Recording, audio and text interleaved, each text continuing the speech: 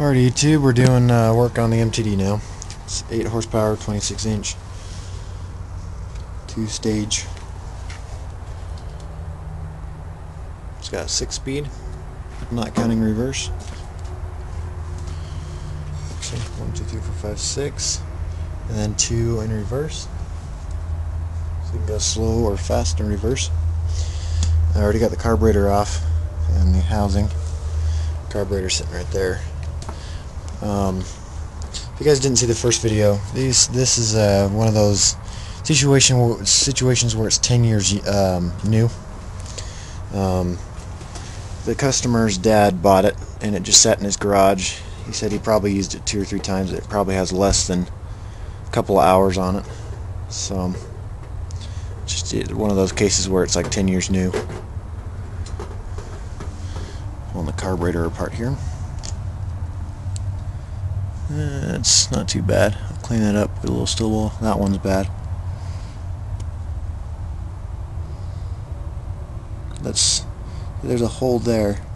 There's supposed to be another hole there, and that one's plugged up. Pull the bowl off here. Bowl's not bad. You can see it's been sitting though, with the ring around the outside. Not too bad actually. It's been opened before. It looks like there's a fingerprint right there, if you can see it. Yep, you can see it right there. Right below this adjustment screw, it's right there. Looks like a fingerprint to me. Could be from factory. Oh! Alright. Blood, I got blood, you got ratings, right? Give me a thumbs up for the blood. Just pricked myself on this. Right there. Sharp little piece of metal. Blood equals ratings.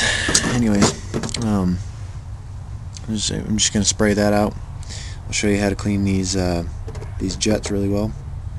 And I'll clean this bowl off. I'll do the bowl and this off camera, and I'll show you how to do these really well.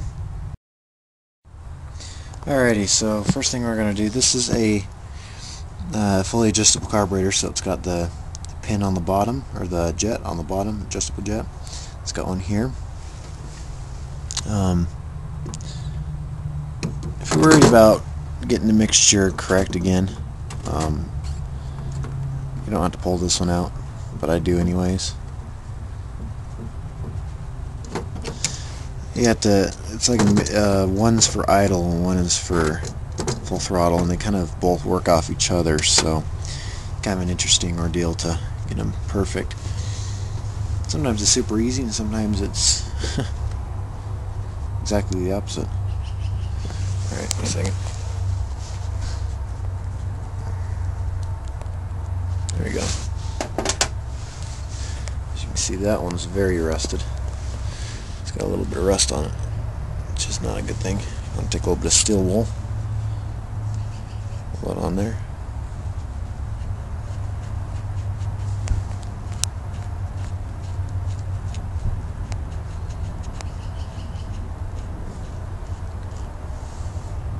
As you can see, it's clean. You want to make sure you get all the little pieces of steel wool off.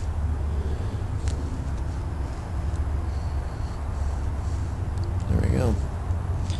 That's all nice and clean now. You want to look at this this piece here. Just inspect it. Run some carb cleaner through it. Sorry for camera angles here. Holding you with my knees and using the using the camera. You'll be able to use both my hands. Spray it out with some carb cleaner, like so. There's that hole on that side's plugged, so we're just going to spray a little through. I'm going to do the same to the other side, even though it's not plugged. Now, those two are pretty clean. What you want to do is, I use sewing needles. This is a sewing pin. There's a tiny little hole right there, if you can see it. Just want to stick this inside.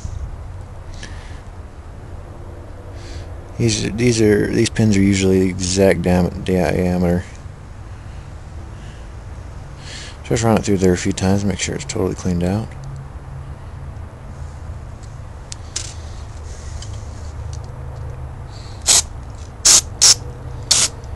That's clean. Gonna take, where's that little spool? On the outside of this.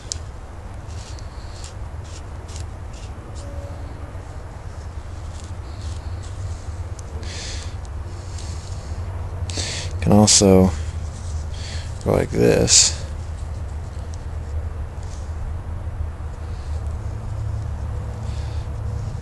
You're very thorough about your cleaning like I am. Clean the inside out.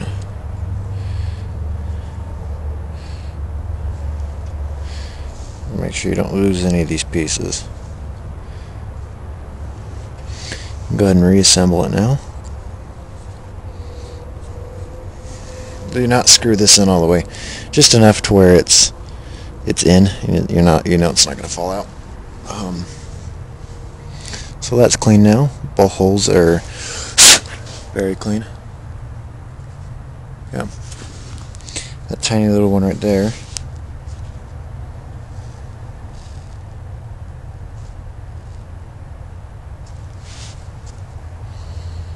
The tiny little one right there. Gotta make sure that's clean also. That'll cause surging problems if that's plugged. See, that's like one of the #1 reasons why carburetors surge. Alright, so we're gonna take this one now. Just do the same. Hold it. Spin it. And it's clean. And look at that. Let's put a carb cleaner in there. Go and replace it. I'm just doing this quick. It really doesn't take all that much to do. Where'd my screwdriver go? There it is.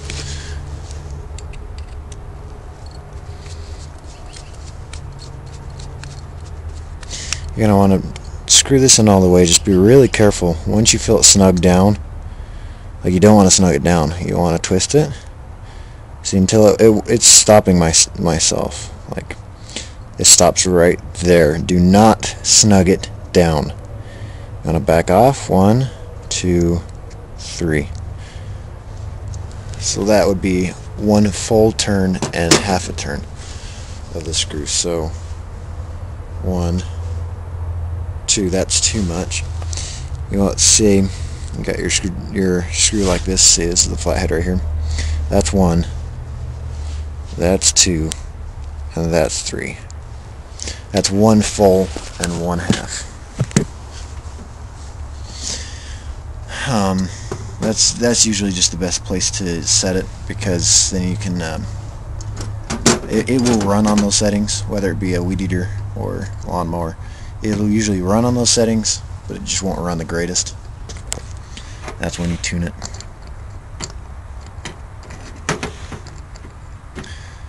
I do have to warn you guys, do not screw this in all the way when you're putting this thing back in. If this is screwed in, it's going to bash itself. It's going to smush itself inside the carburetor and ruin both the inside of the carburetor and the pin. Yeah, that's really bad. Tighten this down.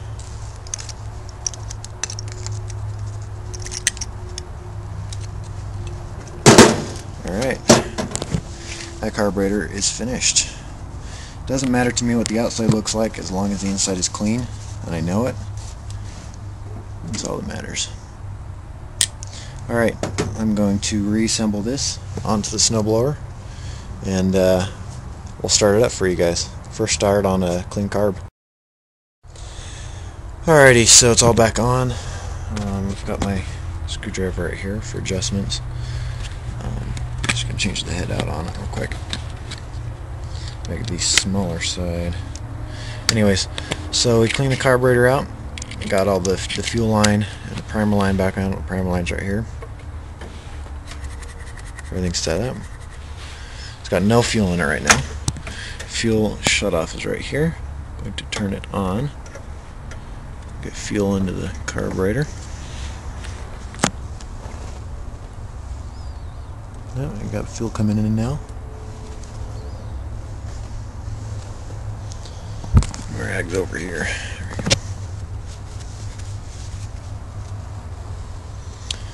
Alrighty, let's see what goes on. I'm gonna choke it up. Ooh, yeah. Put that fuel cap on.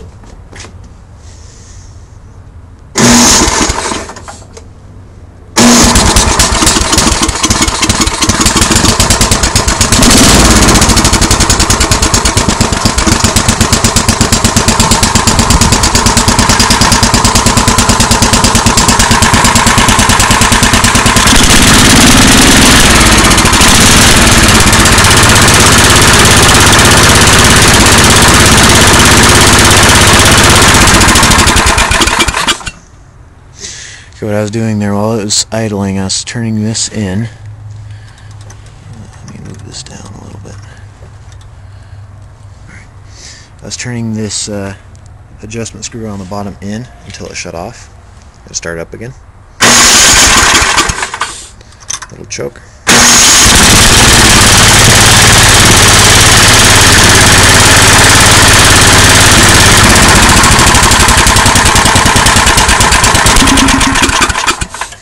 Okay, we're going to turn it out a little bit.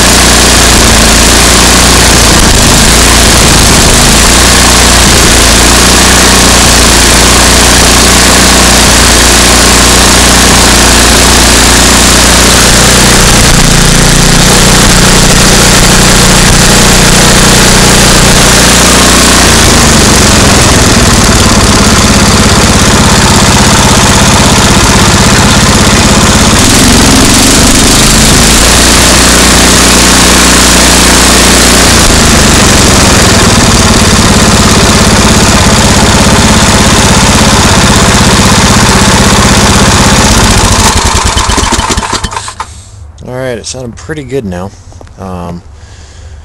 Idling like it should. When it pulls up to speed, it sputters a little bit. Well, once it gets up to speed, it's fine. I'm going to see if I can fix that. Pretty much done here. Probably going to change the oil. Been sitting for, like I said, probably about 10 years. Oil's clean, but it's, I don't know. I just don't trust oil that's been sitting in a machine for a while. I'd rather be safe than sorry. You know what I mean? I'll probably do an engine flush, then pull it out, or whatever. Might just leave it. It doesn't fall off the dipstick very quickly though, so that's a good thing. Certainly does smell real funky. Doesn't smell like good oil. Oh, great. The oil seal for that dipstick just fell out. That's just wonderful. I got more of those, so it's no problem. So that's pretty much it here. We're going to go into the transmission now and check out that shifting problem that we've got. You can move it. You can move this, but oh, it's shifting fine today. How much you want to bet it's because it's been out in the rain. Before you'd pull it up, it's like slam, and then you know, it just wouldn't shift. So we're gonna tip it up here and work on the underside, and I'll turn the camera on once I get the cover off. Alrighty, so this is what I mean by not very many hours. It's just all brand new, very clean. The underside's even clean. It's got a little bit of chip paint paint chippage right here. I'll just chip most of this off and run it. Alright, YouTube, this is what I mean by it's not used at all. Everything is just super clean in here. Everything looks brand new. Got a little bit of wear on this disc. Well, that's normal to see. Everything looks just brand new. Got a little bit of paint chip right here along the bottom here. I'm just going to chip as much as I can off, and then I've got red paint that'll match it. Closely match it anyways. I don't want this to rust for him. What you want to do is you want to take some brake clean. This is the non-chlorinated. Gotta use non-chlorinated when you're working with rubber, or else it can eat rubber. This is stuff that you'd use on fan belts when they slip or they need to be cleaned. Let's see, where's my rag? There it is. You do not want any percentage of oil on this disc. Yeah, cleaning it off here pretty good.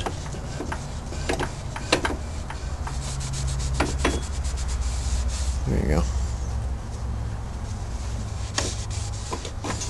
How's that looking better? I'm going to shift it real quick and move that disc over. There we go.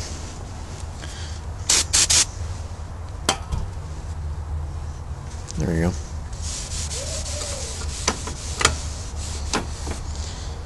Alrighty, so that's clean. Now what makes that shifting really hard, this right here. It's like, or it's not octagon, it's yeah, shape of a stop sign. I cannot think right now. But what you want to do, you want to take your grease gun, pump just a smidge of grease out. I'm going to discard this first bit of grease because it's got dirt on it.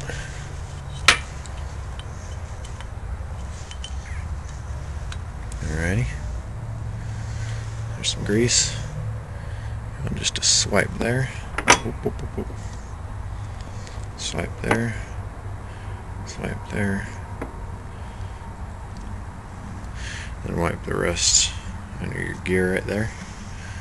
You want to really get this stuff moved in. You just want a good swipe. You don't want any excess. You just want it to coat the surface. See, I'm wiping off some off this shaft. Because if you get too much and any flings onto that, you're in trouble. You've got lots of problems. It will actually not move whatsoever if you get any amount of grease or oil or anything on this disc. You want to keep that disc absolutely clean, along with that this rubber piece here. When you get any amount, and I mean any amount whatsoever, you're in trouble.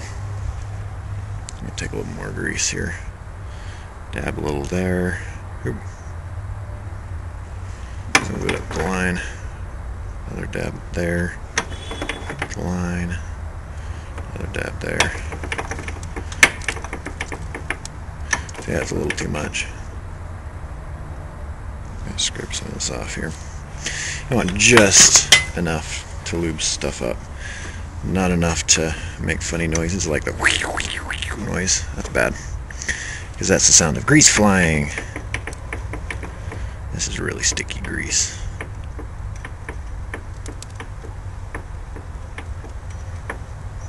Anyways, so I'm going to move that shaft over, shift it over here.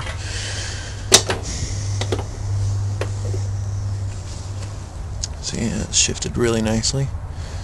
I'm going to take just a dab more grease.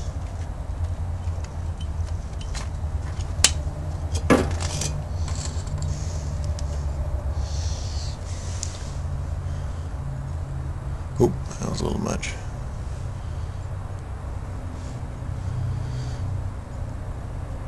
I mean, you can't believe how little you can put on this shaft and get perfect lubrication. It's probably a little too thick to be putting on the shaft, but it works. Lighter stuff doesn't have a tendency of flipping and flinging about.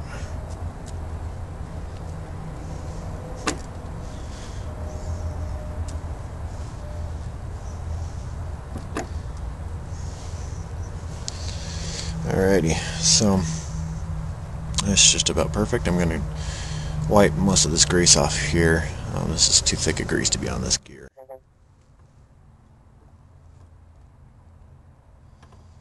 So I'm going to reassemble it and get it back together, and I'll show you guys it moving and shifting and so on and so forth. See you in a second, YouTube.